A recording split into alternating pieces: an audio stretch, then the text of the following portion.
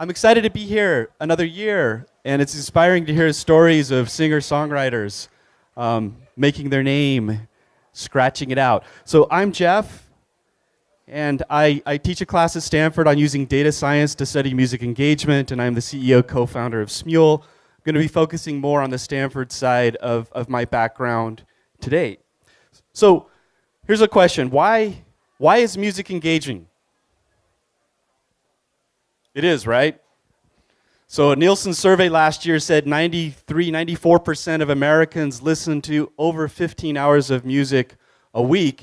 And if you looked at active engagement, so making a choice, music beats TV, 75% to 73%. Pretty cool, right? So why? So I can remember attending a master class at Stanford, a jury panel where a girl was playing a Bach toccata, sorry, not Carmen, Johann Sebastian. And the lead violinist of the St. Lawrence String Quartet was the lead on the jury panel, and he was asking her, what's this Bach toccata about? She didn't know. And he goes, well, maybe Bach is about four things: singing, dancing, I'll change the words, procreating, or understanding our role in the cosmos. This song was about dancing. So the question is, as music's business models have moved towards engagement, where it's not so much about passive listening experiences anymore, why is music engagement? And can we use science, specifically data science, to understand why music's engaging? And I think the answer is yes, but I think we're on the front end of answering some of those questions. And what I'd like to share with you today is just a quick snapshot of some of the data we've used at Stanford and at Smule to study music engagement and to understand why music is so pervasive and so popular. Well, there are other reasons to study music engagement. We had this kind of funny piece written in the Huffington Post where, believe it or not, we predicted the presidential election by doing correlation analysis on music preferences between swing states, red states, and blue states. Truth be told, we missed Florida, but the disclaimer here is this was after the first debate where Obama did not win the first debate. So it was a good call at the time, but we were kind of doing this somewhat tongue-in-cheek, although the analysis was true. We looked at millions of music performances around the country, and we used statistical models to understand what those musical preferences were between these various regions in the country. Well, there are other reasons to study music engagement. Here's a chart from App Annie on top grossing on mobile for non-games. And so you can see my company, Smule, is now 2 above Microsoft and mobile. Now, of course, Microsoft, by the way, Microsoft's a company in Redmond that sells operating systems on personal computers. But there's obviously more to Microsoft's revenue than what they're selling through Apple and Google. And Pandora does a lot of revenue through advertising, which doesn't show up through Apple and Google. But I will say that, Smule's now number 5. And I think we're number 5 because we're studying music engagement, and we're understanding why people are engaging with music, and we're finding ways to monetize that. Well, here's Bartók, Béla Bartók, composer, pianist, one of the fathers of ethnomusicology, recording Transylvanian villagers 100 years ago because he wanted to capture the folk music at its source. So this is probably the first phonograph those villagers had seen. And unfortunately, once they saw it, I'm not sure it was able to capture the folk music anymore. So this is one of the dilemmas of studying ethnomusicology. But nonetheless, it's interesting to think about, well, what was motivating Bartók a century ago to study music? Well, one reason was, of course, to capture it before we lost it.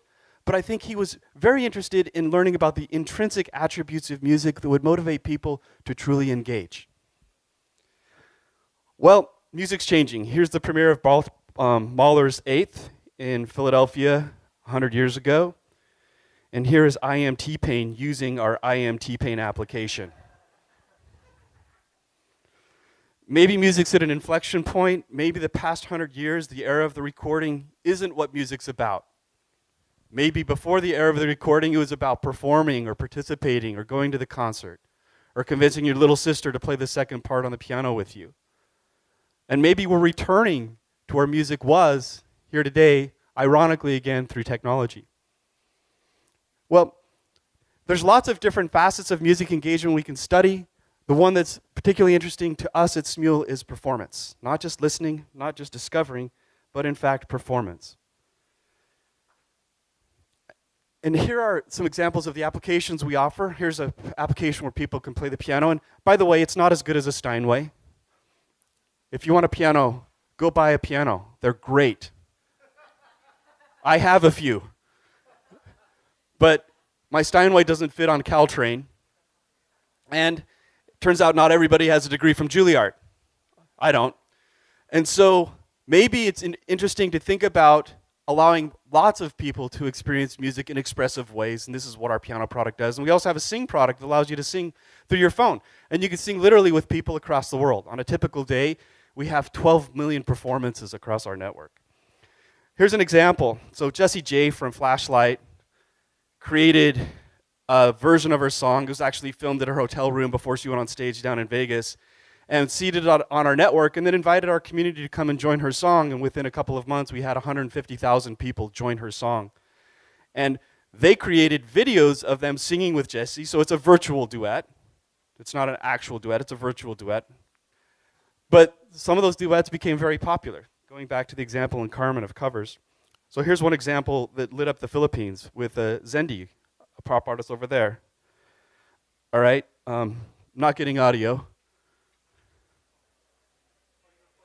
I am.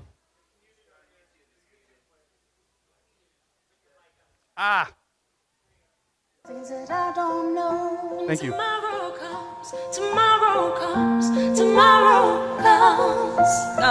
And though the road is long, I look up to the sky. In the dark I found, I still think I won't fly. And I sing along, I sing along, and I sing along. I got all I need, but I got you and I look around me and see a sweet place. Stuck in the dark, but you're my flashlight. You're getting me, getting me. Isn't she great? You can see Zendi was actually using some of our pitch correction to juice it up a little bit. Always sounds a little bit better with some of the sauce and with a little bit of the reverb. Reverb is catch-up in music technology, right? You can never get enough reverb. That video had 10 million views on YouTube, had another 20 million on Facebook. All of those 150,000 videos that were seeded with Jessie generated 200 million views across Facebook and YouTube. So it's pretty popular performance. Here's an example of where content is uploaded across our network. You can see we have work to do in Greenland and the Sahara, but we're making progress in America, in Europe, and Japan. Those performances in Antarctica were real. We actually it was a Chinese tourist, and they went back up to China and did another performance. So the data, what's interesting now is with the internet, with mobile, there's a lot of data that we have to use to study engagement. And prior to having this data, a lot of the studies were very anecdotal. You'd hire 5 undergrads to play a scale. And you'd say, well, they played it faster going up than down. But the problem was you had 5 undergrads. So from a statistical standpoint, it's insignificant. There's really no scientific conclusions we could make from such studies. But now we live in the world with YouTube, Facebook, Smule, Pandora, where there's a lot of data. And so now we can make statistically interesting observations about how people are engaging in music. And if you look at the type of data that we're storing, there's really 3 types. There's catalog, so songs that people are writing and arranging that other people are singing. There's performances, covers and original. And then there's the data itself. So some statistics here. On a typical day, our community will create 850 new songs in our catalog. They'll perform 12 million songs and upload 500,000 of those to the network. So we're storing 3 terabytes a day. And we'll store about 150 million analytic events telling us how people are engaging. So I want to jump in real quick and show you a couple cuts of the data. Let's first look at demographics through our analytics package. This is what a query would look like. We actually built our own analytics engine. We previously used Mixpanel, and we got tired of the sampling and the fees, so we wrote our own.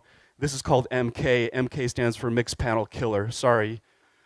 But here's a query where we're looking at the number of rec starts, and we're graphing that for our sing product by birth year, and we're looking at specifically for people that are singing Jessie J's Flashlight. And then we're outputting it by birth year. And here's the graph you get.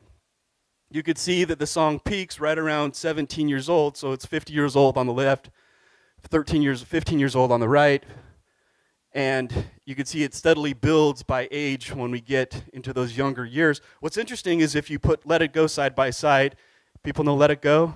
Anybody have children? Do you hate the song as much as I do now? I really liked it for 2 days, and then I got an 11-year-old and a 7-year-old, and it's been rough, right? I have a very different perspective on Disney music now. But what's interesting about Let It Go is it's still climbing when you get to age 13.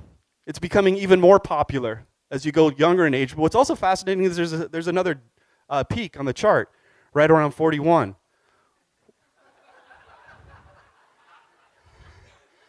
Okay, that's not me, but I mean, there's two theories here. One is that Disney is making the whole home, bringing the whole home into Disney, not just the little girls, or maybe your little girl's using daddy's phone.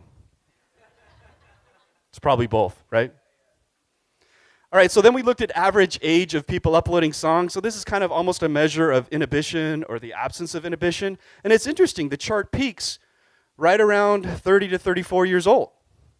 So then we said, well, gee, why is that? And we pulled up some data from the UK, and here's the average age of your first marriage. It's the same chart, literally, same slope on the data. Now, I haven't proven that that's why people are uploading more. I'm just showing you two slices of data, right? We cut it by country, so it's a question of what countries are uploading more songs. And what was interesting is that in Korea, despite having some of the best bandwidth out there, so bandwidth could be a constraint, a confounder that could interfere with our analysis here, but despite having the best bandwidth, had the lowest upload percentage, whereas Brazil had the highest. And then US was kind of someplace in between. And here's male-female for the Sing product. In the US, it's all women. It's like, why is that? My girl in her musical in junior high, there's like 2 guys and 50 girls trying out. It wasn't that way 50 years ago. I mean, guys, what's up? We're mostly guys here. We're all in tech. What's wrong with singing? Is it going to kill you? Right? And you contrast that with Korea. Well, that's an enlightened society. Even though they're not uploading as much, at least we have the right ratios, right? Anyway, so that's one cut. Another cut of the data is looking at the social graph. So we specifically analyzed how people are connecting through music, and we analyzed 2 types of networks, a star topology, where it's one person being followed by a lot of other people, so it's like a Twitter type of graph. And then we looked at what we call the circled graph of duets. And these are people that are connected to each other by singing songs together. And so I wanted to show you a few slides just drilling down on what the social graph looks like for people singing duets together. It's really kind of interesting. And in this data set, we captured data for 2 weeks, and this represents 450,000 nodes, so 450,000 different people across the world. So, and here's the graph, and credit to our data science team, Ian and Lee, for doing this analysis, and Bay. But it's pretty cool. If you look at the graph, we have these different communities that are kind of forking off into their own independent communities, and you have kind of a central community with US, Great Britain, Canada, and Australia right in the middle. And so the question is, well, why is that? Why is that? And so we've actually done quite a bit of analysis of this. I'm not going to share all of it with you today. But let's just drill down on a couple of these segments. So in the US, what we found was that people were connected primarily through country music. I know that's sad. We're out here in San Francisco, right? Although, truth be told, I have seen Willie Nelson perform in this town, and he was awesome. Okay, so nothing against country music for me, folks. But country music was connecting a lot of people across this graph, but it's a pretty diverse graph. You also have ballads and pop is kind of the central genres of music connecting people through this social graph. If you then take a look at Japan, it's very different. It's not so diverse. 89% of the graph is all in Japan, this island country. And the primary genres are J-pop, anime, I'm going to play you a quick example, and then an unknown topic. We need more Japanese people in our company to understand that. But here's anime.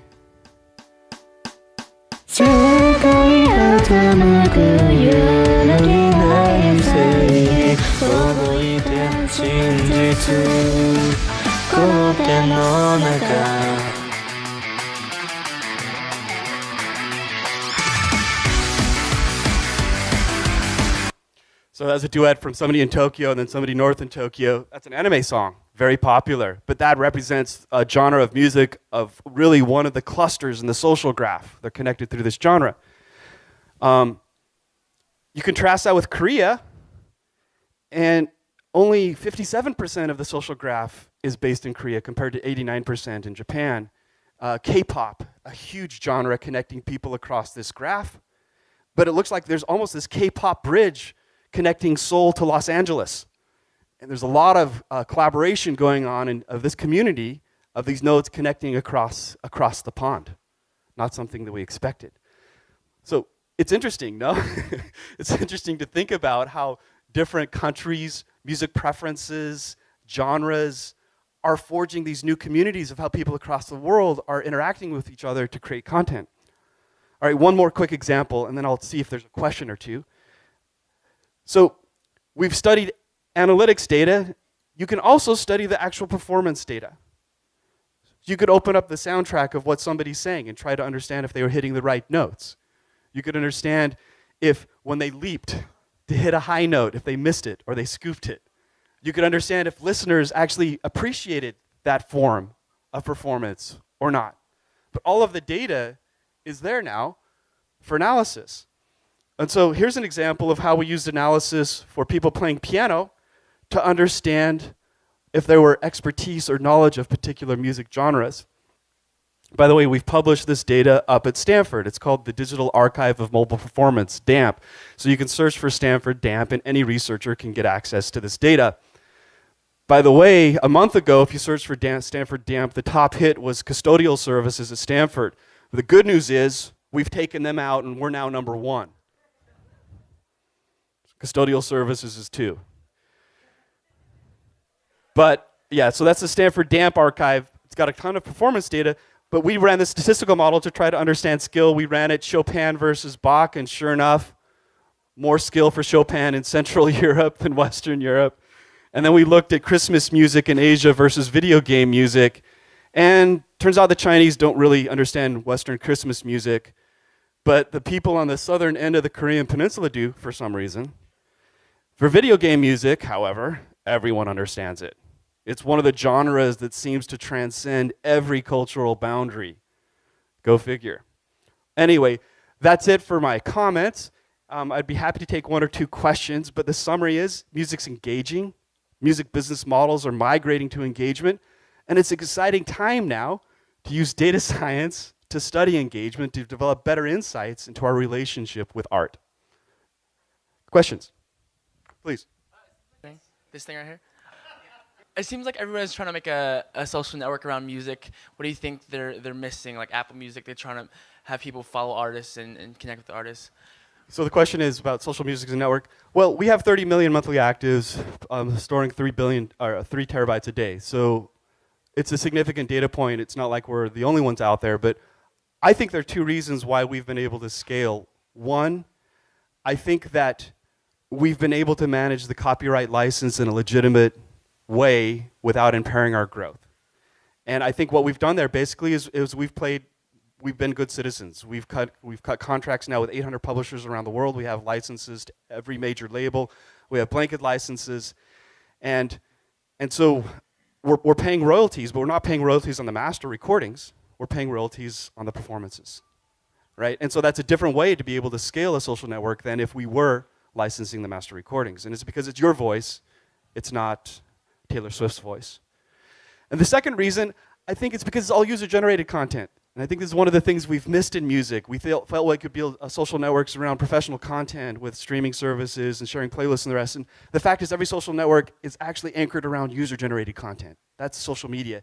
And the challenge with music is, well, the musical fluency today isn't as high as perhaps it was 100 years ago, and that's why we've built applications to allow the creation of music to be much more accessible to a lot of people. So I think it's those 2 factors, getting the licensing model right, and then I think opening up the network to user-generated content through these mobile applications.